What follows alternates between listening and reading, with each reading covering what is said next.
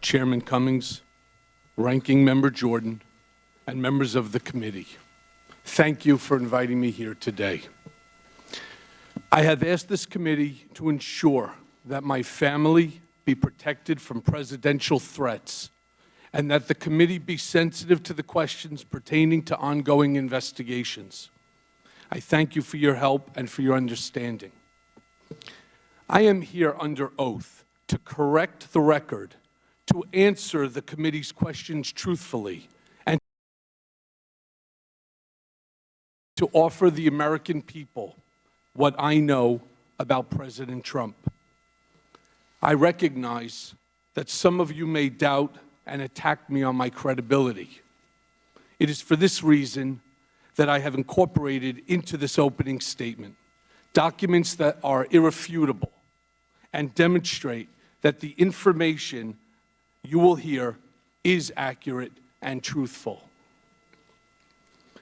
Never in a million years did I imagine, when I accepted a job in 2007 to work for Donald Trump, that he would one day run for the presidency, to launch a campaign on a platform of hate and intolerance, and actively win. I regret the day I said yes to Mr. Trump. I regret all the help and support I gave him along the way. I am ashamed of my own failings and publicly accepted responsibility for them by pleading guilty in the Southern District of New York. I am ashamed of my weakness and my misplaced loyalty, of the things I did for Mr. Trump in an effort to protect and promote him. I am ashamed that I chose to take part in concealing Mr. Trump's illicit acts rather than listening to my own conscience. I am ashamed because I know what Mr. Trump is. He is a racist, he is a con man, and he is a cheat.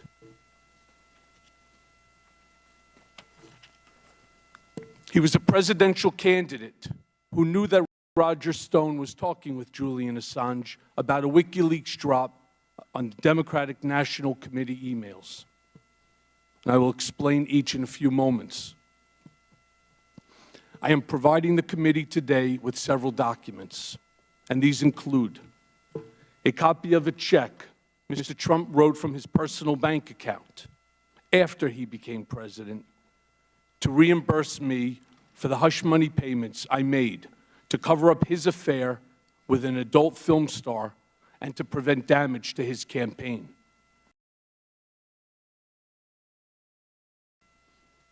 Copies of financial statements from 2011, 2012, and 2013 that he gave to such institutions such as Deutsche Bank. A copy of an article with Mr. Trump's handwriting on it that reported on the auction of a portrait of himself that he arranged for the bidder ahead of time and then reimbursed the bidder from the account of his nonprofit charitable foundation, with the picture now hanging in one of his country clubs. And copies of letters I wrote at Mr. Trump's direction that threatened his high school, colleges, and the college board not to release his grades or SAT scores. I hope my appearance here today, my guilty plea, and my work with law enforcement agencies are steps along a path of redemption that will restore faith in me and help this country understand our president better. And before going further, I want to apologize to each member, to you as Congress as a whole. The last time I appeared before Congress, I came to protect Mr. Trump. Today, I am here to tell the truth about Mr. Trump. I lied to Congress when Mr. Trump stopped negotiating the Moscow Tower project in Russia. I stated that we stopped negotiating in January of 2016. That was false. Our negotiations continued for months later during the campaign.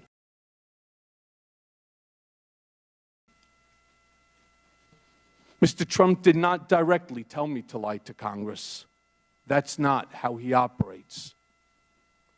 In conversations we had during the campaign, at the same time I was actively negotiating in Russia for him, he would look me in the eye and tell me there's no Russian business, and then go on to lie to the American people by saying the same thing.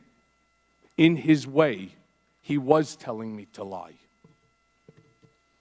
There were at least a half a dozen times between the Iowa caucus in January of 2016 and the end of June when he would ask me, "How's it going in Russia?"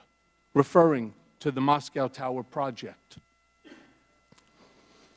You need to know that Mr. Trump's personal lawyers reviewed and edited my statement to Congress about the timing of the Moscow Tower negotiations before I gave it.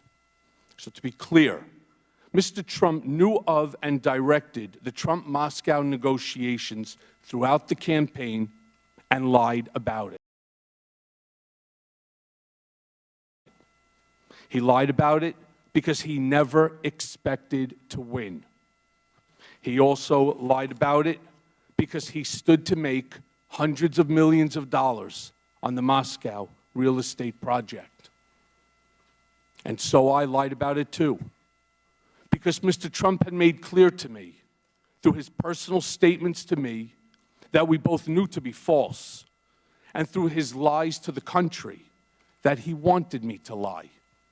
And he made it clear to me because his personal attorneys reviewed my statement before I gave it to Congress. Over the past 2 years, I have been smeared as a rat by the President of the United States. The truth is much different. And let me take a brief moment to introduce myself. My name is Michael Dean Cohen, and I am a blessed husband of 24 years and a father to an incredible daughter and son. When I married my wife, I promised her that I would love her, I would cherish her, and I would protect her. As my father said countless times throughout my childhood, you, my wife, and you, my children, are the air that I breathe. So to my Laura, and to my Sammy, and to my Jake, there's nothing I wouldn't do to protect you. I have always tried to live a life of loyalty, friendship, generosity, and compassion. It's qualities my parents ingrained in my siblings and me since childhood. My father survived the Holocaust, thanks to the compassion and selfless acts of others. He was helped by many who put themselves in harm's way to do what they knew was right.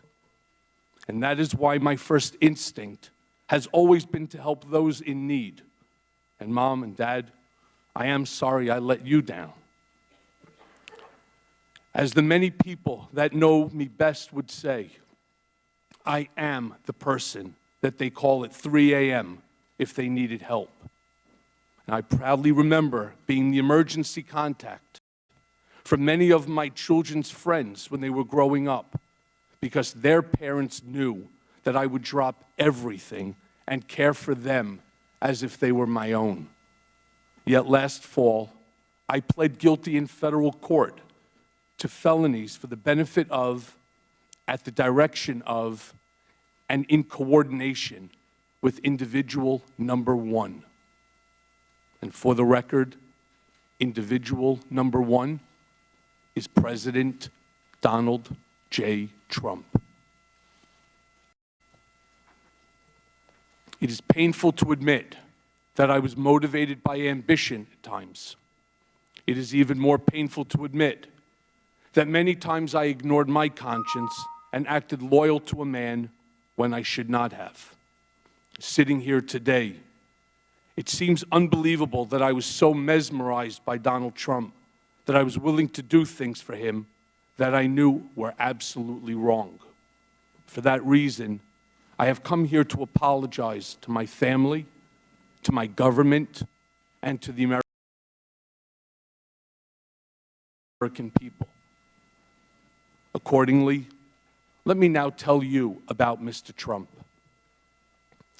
I got to know him very well, working very closely with him for more than 10 years as his executive vice president and special counsel, and then as personal attorney when he became president. When I first met Mr. Trump, he was a successful entrepreneur, a real estate giant, and an icon. Being around Mr. Trump was intoxicating. When you were in his presence, you felt like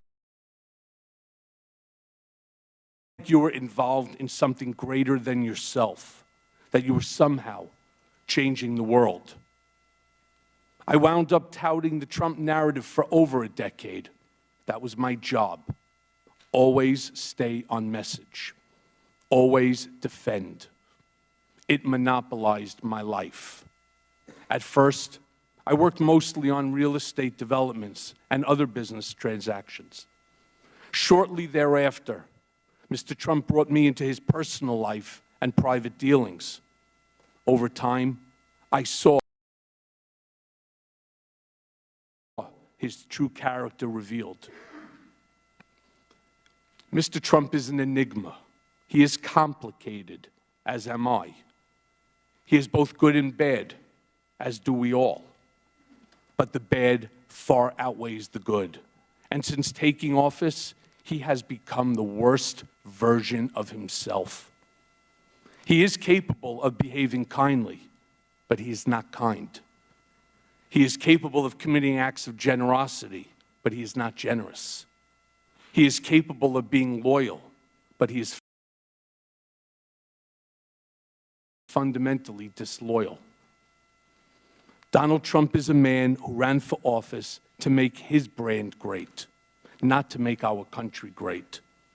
He had no desire or intention to lead this nation, only to market himself and to build his wealth and power. Mr. Trump would often say, this campaign was going to be the greatest infomercial in political history. He never expected to win the primary. He never expected to win the general election. The campaign for him was always a marketing opportunity. I knew early on in my work for Mr. Trump that he would direct me to lie to further his business interests. And I am ashamed to say that when it was for a real estate mogul in the private sector, I considered it trivial. As the president, I consider it significant and dangerous. But in the mix, lying for Mr. Trump was normalized, and no one around him questioned it. In fairness, no one around him today questions it either. A lot of people have asked me about whether Mr. Trump knew about the release of the hacked documents, the Democratic National Committee emails, ahead of time. And the answer is yes. As I earlier stated, Mr. Trump knew from Roger Stone in advance about the WikiLeaks drop of emails. In July of 2016, days before the Democratic convention, I was in Mr. Trump's office when his secretary announced that Roger Stone was on the phone. Mr. Trump put Mr. Stone on the speakerphone. Mr. Stone told Mr. Trump that he had just gotten off the phone with Julian Assange, and that Mr. Assange told Mr. Stone that within a couple of days, there would be a massive dump of emails that would damage Hillary Clinton's campaign. Mr. Trump responded by stating to the effect, "Wouldn't that be great?" Mr. Trump is a racist. The country has seen Mr. Trump court white supremacists and bigots. You have heard him call poorer countries shitholes. In private, he is even worse. He once asked me if I could name a country run by a black person that wasn't a shithole. This was when Barack Obama was president of the United States. And while we were once driving through a struggling neighborhood in Chicago, he commented that only black people could live that way. And he told me that black people would never vote for him because they were too stupid. And yet, I continued to work for him. Mr. Trump is a cheat. As previously stated, I am giving to the committee today 3 years of Mr. Trump's personal financial statements from 2011, 2012, and 2013, which he gave to Deutsche Bank to inquire about a loan to buy the Buffalo Bills and to Forbes. These are Exhibits 1A, 1B, and 1C to my testimony. It was my experience that Mr. Trump inflated his total assets when it served his purposes, such as trying to be listed amongst the wealthiest people in Forbes, and deflated his assets to reduce his real estate taxes. I'm sharing with you 2 newspaper articles, side by side, that are examples of Mr. Trump inflating and deflating his assets, as I said, to suit his financial interests. These are Exhibit 2 to my testimony. As I noted, I'm giving the committee today an article he wrote on and sent to me that reported on an auction of a portrait of Mr. Trump. This is Exhibit 3A to my testimony. Mr. Trump directed me to find a straw bidder to purchase a portrait of him that was being auctioned off at an Art Hamptons event.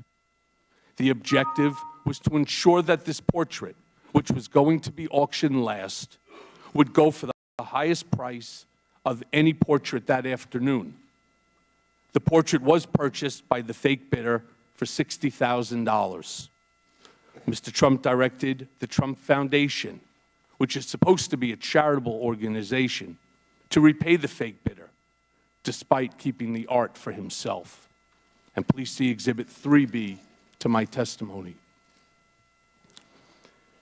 And it should come as no surprise that one of my more common responsibilities was that Mr. Trump directed me to call business owners, many of whom are small businesses that were owed money for their services, and told them that no payment or a reduced payment would be coming.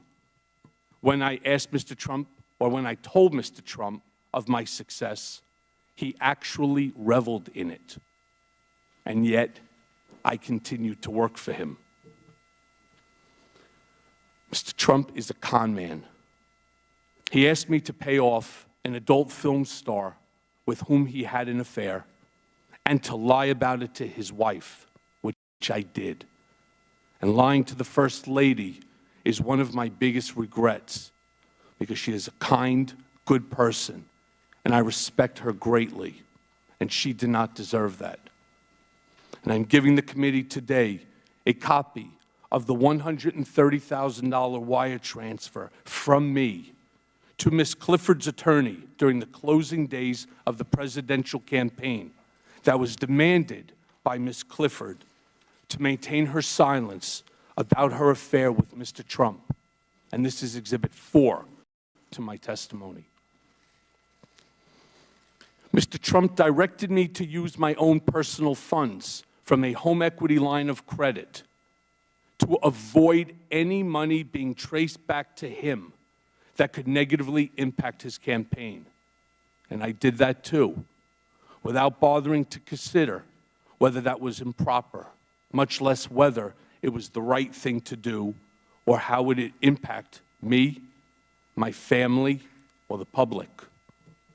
And I am going to jail in part because of my decision to help Mr. Trump hide that payment from the American people before they voted a few days later. As Exhibit 5A to my testimony shows, I am providing a copy of a $35,000 check that President Trump personally signed from his personal bank account on August 1st of 2017, when he was President of the United States, pursuant to the cover-up, which was the basis of my guilty plea to reimburse me, the word used by Mr. Trump's TV lawyer for the illegal hush money I paid on his behalf.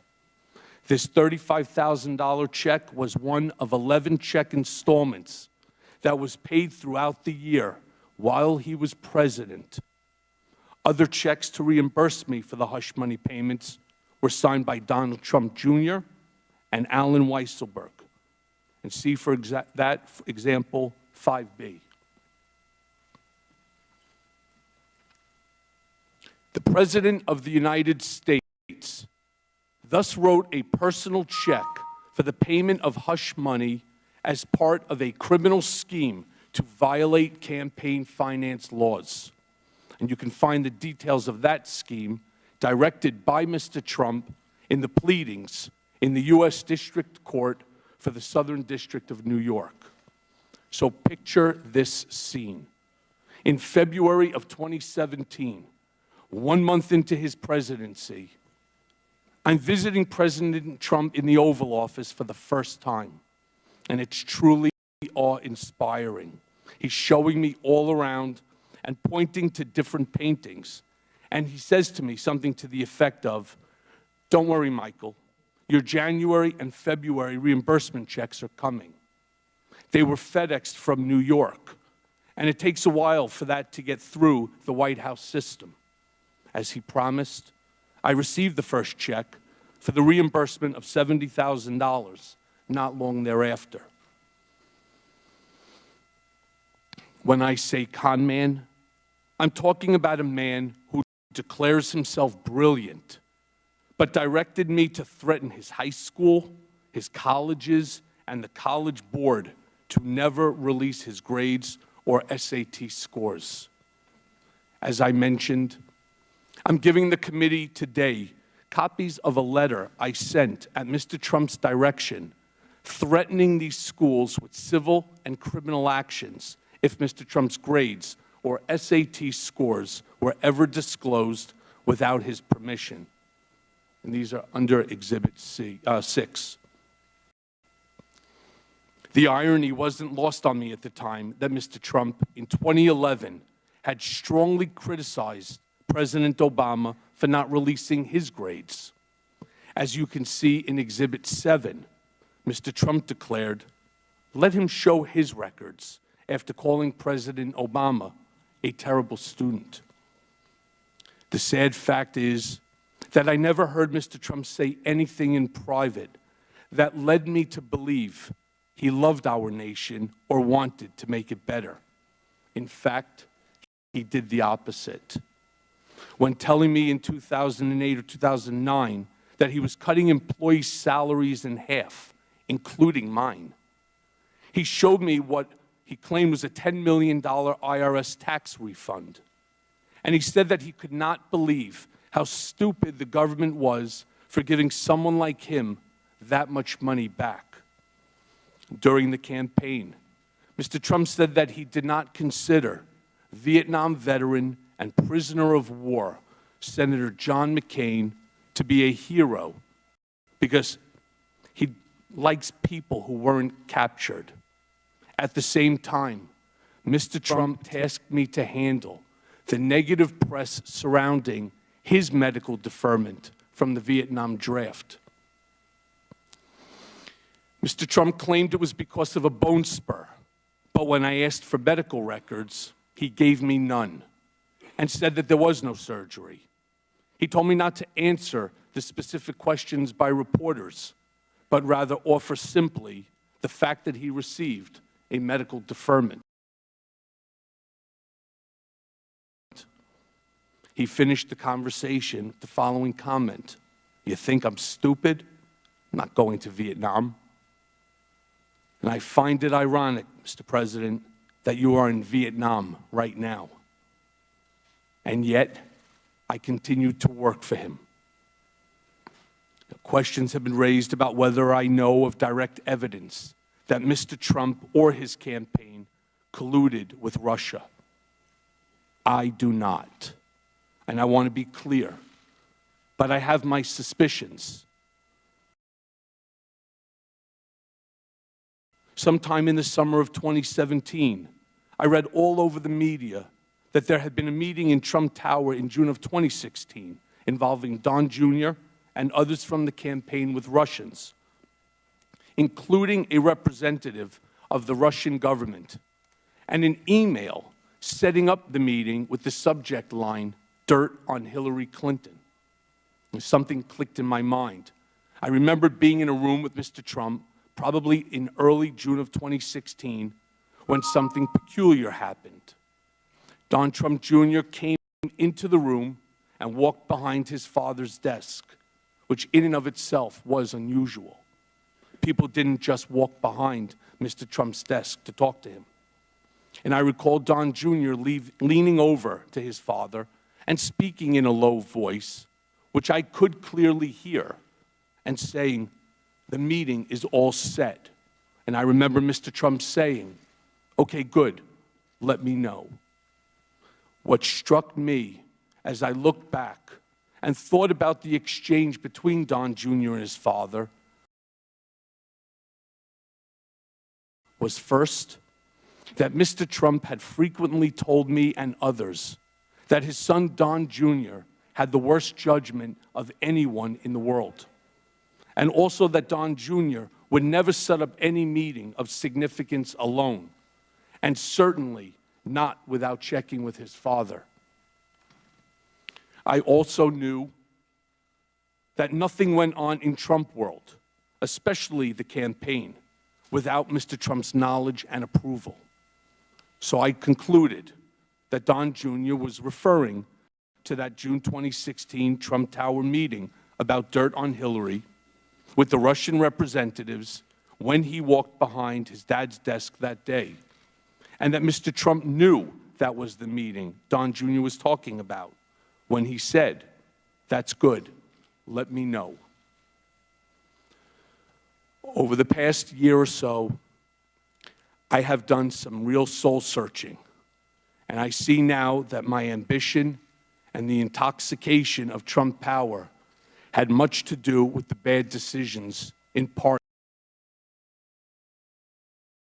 that I made.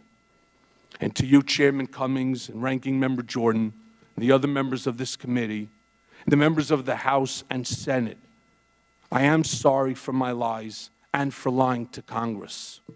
And to our nation, I am sorry for actively working to hide from you the truth about Mr. Trump when you needed it most. For those who question my motives for being here today, I understand. I have lied, but I am not a liar. And I have done bad things, but I am not a bad man. I have fixed things, but I am no longer your fixer, Mr. Trump. And I am going to prison and have shattered the safety and security that I tried so hard to provide for my family. My testimony certainly does not diminish the pain that I have caused my family and my friends. Nothing can do that. And I have never asked for, nor would I accept, a pardon from President Trump. And by coming today, I have caused my family to be the target of personal, scurrilous attacks by the President and his lawyer, trying to intimidate me from appearing before this panel. Mr. Trump called me a rat for choosing to tell the truth, much like a mobster would do when one of his men decides to cooperate with the government. And as Exhibit 8 shows, I have provided the committee with copies of tweets that Mr. Trump posted, attacking me and my family. And only someone burying his head in the sand would not recognize them for what they are. It's encouragement to someone to do harm to me and my family. I never imagined that he would engage in vicious, false attacks on my family and unleash his TV lawyer to do the same. And I hope this committee and all members of Congress on both sides of the aisle make it clear that as a nation, we should not tolerate attempts to intimidate witnesses before Congress, and attacks on family are out of bounds and not acceptable. And I wish to especially thank Speaker Pelosi for her statements, and it's Exhibit 9, to protect this institution and me, and the Chairman of the House Permanent Select Committee on Intelligence, Adam Schiff, and you, Chairman Cummings, for likewise defending the institution and my family against the attacks by Mr. Trump, and also the many Republicans who have admonished the President as well. I am not a perfect man. I have done things I am not proud of, and I will live with the consequences of my actions for the rest of my life. But today, I get to decide the example that I set for my children and how I attempt to change how history will remember me. I may not be able to change the past, but I can do right by the American people here today. And I thank you for your attention, and I'm happy to answer the committee's questions. Thank you very much, Mr. Cohen.